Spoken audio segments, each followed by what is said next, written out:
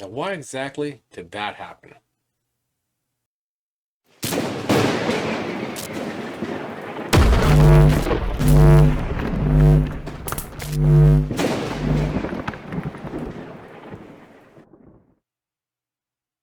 Hello, YouTube, and welcome back. Good to see you all again. Week 2 in the books, and we got some progress. Um, Not what we expected this week, and we'll get into that. Uh, this week was the first full week where I've been feeling good enough to start push myself again. So we thought we'd start tracking everything and moving forward with the program.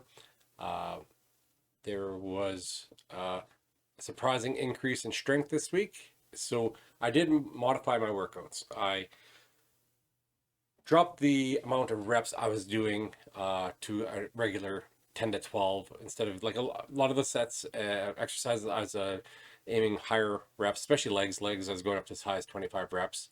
Uh, Other body parts is 10, 12, 15 reps, depending on the set.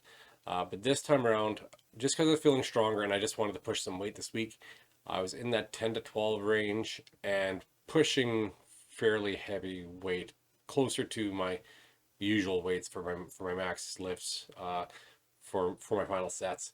Um, so with that said, uh, I don't know if I necessarily burnt nearly as many calories this week, but I did go heavier. I incorporated cardio 3 times, roughly 40 minutes 3 times on the treadmill. Just walking at a speed of 3 miles per hour on an incline of 4 to 5, just to get my heart rate in that range where I was in a good fat burning zone, somewhere in about 114 beats per minute, kind of in that range. Let's get into the numbers and take a look and see what happened during this week and see if we can come up with an explanation as to why the numbers are what they are. As you can see, I did end up dropping still over a pound of body weight in this last week. So I obviously was still in a calorie deficit. We'll discuss the diet here, I guess, too, as well as we're going. I was aiming previously before for about 1,900 calories a day. This last week, I did not track anything specifically. I kept my breakfast and my lunch in the usual range of foods that I was eating, so I was very close ballpark that way. But my meals in the evenings weren't necessarily perfect. They were higher in calories, so I was probably still obviously in a deficit here. So I probably was still falling in that range, even maybe even a little less. Um, but with that being said, I did drop the weight. I incorporated some cardio, so that might have helped as well. But let's take a look at the other number there that kind of alarms us, and not necessarily alarming necessarily, but because so many factors play into this. The body fat went up over a percentage.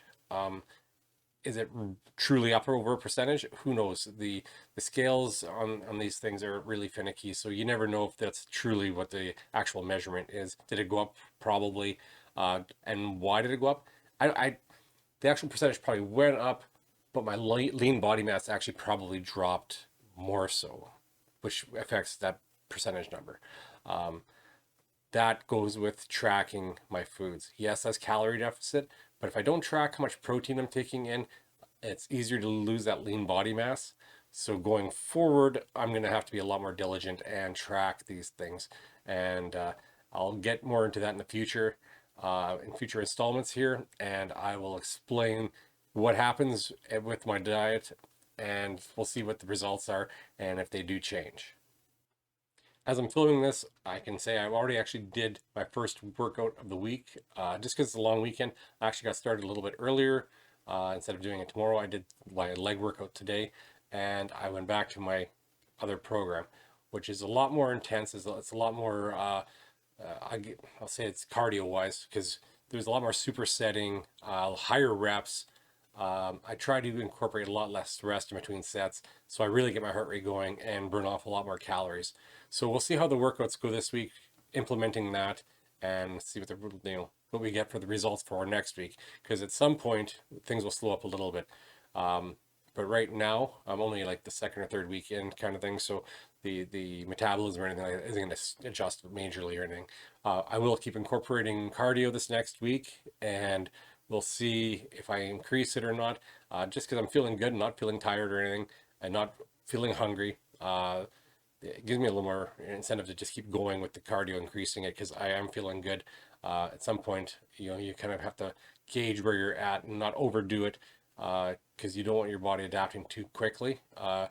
That's where I can throw in the cardio later and increase my calories a little bit if I do start slowing down because the body's going to need it and just to give it that a little boost of metabolism. So right now it's kind of easy going. The first few weeks will always be easy. I'll drop those few initial pounds of some water weight as well. Um, but we'll go through this next week as is, pump up the intensity, do a little bit more cardio, and I'll keep track of the diet, and we'll see what happens. If I get the chance, this next week, I'll do some filming, film some of the workouts. We'll see what happens if I get a training partner with me that during the week.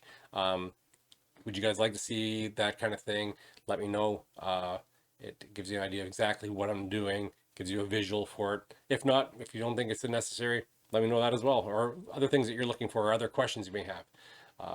With that, we'll see you guys next week, and hopefully a few pounds lighter.